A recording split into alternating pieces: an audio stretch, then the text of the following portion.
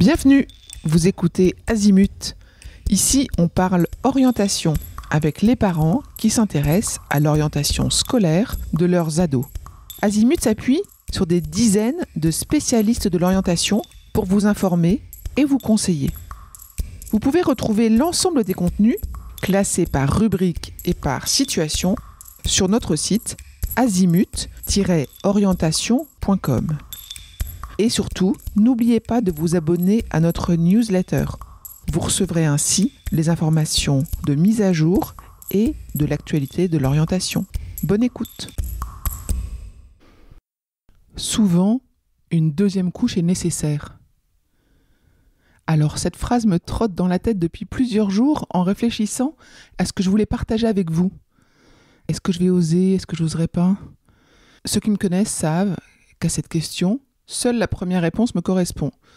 Ne pas me provoquer avec des chiches parce que je m'auto-lance déjà bien assez de défis.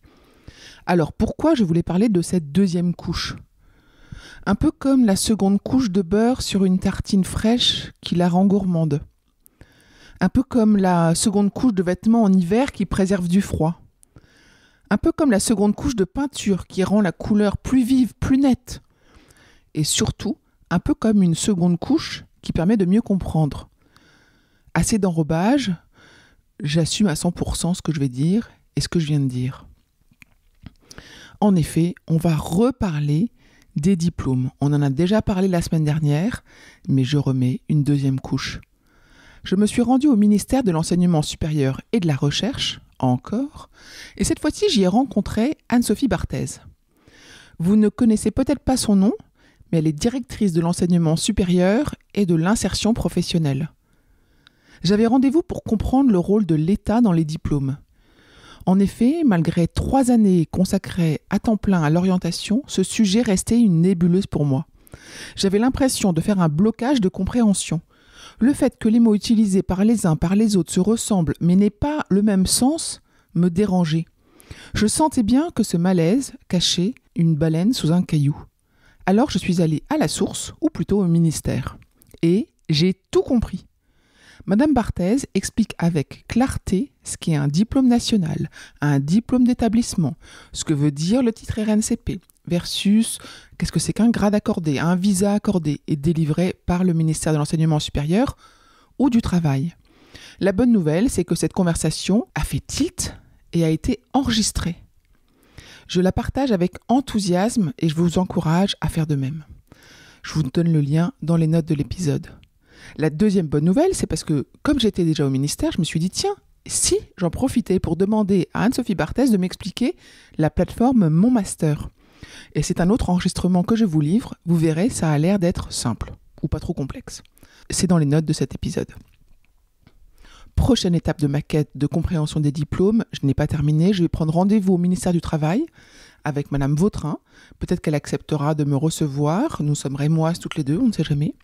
Et avec l'organisme France Compétences qui gère le répertoire national des certifications professionnelles, le fameux RNCP. Et évidemment, je vous en informerai. Une autre seconde couche, et c'est un rappel de demande pour compléter le questionnaire sur les tests d'anglais pour les études supérieures. S'il vous plaît, consacrez 3 minutes pour nous permettre de mieux comprendre vos attentes, vos questions et vos freins.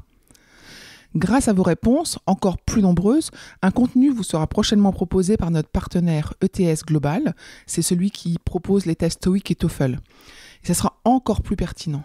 Donc, je vous rappelle que, en plus de répondre au questionnaire, dont le lien est dans les notes de l'épisode, vous pouvez également vous inscrire pour gagner un de ces tests gratuits. J'ai, en plus de tout ça, de nombreux autres articles et épisodes que j'ai envie de partager avec vous. Ils sont sortis depuis la dernière édition de l'Hebdo de l'orientation. Vous les avez peut-être déjà écoutés ou lus sur notre plateforme azimut-orientation.com. La semaine dernière, j'ai interviewé Simon Chaussande. Il est cofondateur de Wade, qui est un nouvel établissement dans le supérieur. Simon est accessoirement encore élève à HEC Polytechnique. Il terminera prochainement ses études. Et en même temps, Wade, cet établissement, lance des formations qui méritent vraiment d'être connues selon moi. Il y a une prépa commerce, en d'autres mots CPGE-ECG, qui est déjà classée dans sa 2e année parmi les meilleures de France Un nouveau programme dès la rentrée 2024 destiné aux talents, et là on parle de sportifs et d'artistes, prévu pour la rentrée 2024 donc. Et nous avons enregistré en plein Paris sur une terrasse avec une vue sublime. Ce qui est très sympa dans ces épisodes, c'est que vous avez en bonus le ricanement des mouettes. Tout fraîchement enregistré, je vous propose d'en savoir plus sur les concours à venir. On a été reçu par Alexandre Etchia, qui est le directeur de ces concours, et qui m'a expliqué les modalités, les astuces pour réviser, etc. Et ce concours, il est commun à 7 établissements qui délivrent des diplômes d'ingénieurs. Là, on parle de Builders, ECE, EIGSI, EPF, Esigelec, Esilv et Estaca. Et c'est pas seulement cet établissement, c'est 18 campus. Tout ça dans Parcoursup, ça ne vaut qu'un seul vœu. Et en tout, sont proposées 2700 places par ce concours. Parlons de Parcoursup. Après le webinaire organisé par les bons profs que j'ai co-animé, je vous donne rendez-vous jeudi 15 février à 19h. Je suis invitée par l'Obs à participer à une conférence en ligne intitulée « Parcoursup, pas de panique ». Nous aborderons les questionnements des parents, comment s'orienter, quelle stratégie de vœux, comment bien repérer les écoles, comment se décider. Toutes les informations sur Parcoursup, tout ça sera donné lors de notre conférence en ligne le 15 février. Et bien sûr, vous pourrez poser vos questions en direct à Gurvan Lequelec, qui est journaliste éducation à l'Obs, et à ses invités, Guylaine Morvan-Dubois, qui est trésorière de la FCPE nationale et ex-présidente de la FCPE Paris, et puis moi-même. Le lien pour s'inscrire à cette conférence en ligne de l'Obs est dans les notes de cet épisode également. Enfin, et pour nourrir votre liste d'outils et d'axes pour accompagner vos enfants dans leur orientation, je vous invite à découvrir plusieurs nouveaux épisodes. L'un d'eux s'appelle « Pourquoi votre ado a-t-il intérêt à suivre un MOOC pour des études post-bac qui l'attirent ?»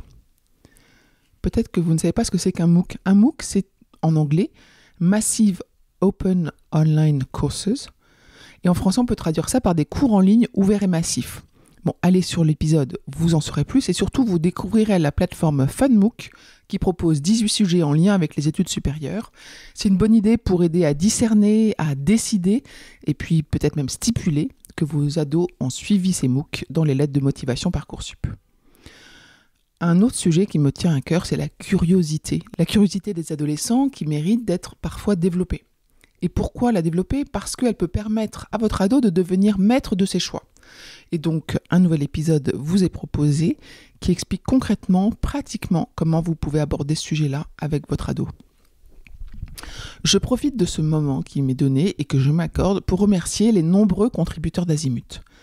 Ce sont des professionnels de l'orientation qui permettent de vous apporter des articles variés, fiables, rassurants, digestes. Ils et elles sont en ce moment très sollicités, mais peut-être qu'il leur reste quelques créneaux pour vous accompagner individuellement si vous en ressentez le besoin. Alors, allez en ligne et prenez rendez-vous. Je vous dis à la semaine prochaine pour l'hebdo de l'orientation, mais d'ici là, vous allez voir arriver des nouveaux épisodes. Vous m'en direz des nouvelles. Je vous retiens quelques instants. Vous écoutez peut-être sur Apple ou sur Spotify ou sur Deezer ou sur une autre application de podcast. Je voulais m'assurer que vous connaissiez l'existence de notre site azimut-orientation.com. Sur ce site, les contenus sont organisés par thématique et par situation. Ceux qui connaissent adorent et utilisent notre moteur de recherche, ce qui leur permet d'aller chercher directement le bon contenu qui correspond à leur problématique. Je vous encourage à vous y connecter et n'oubliez pas de vous inscrire à notre newsletter. Merci de votre fidélité et à bientôt.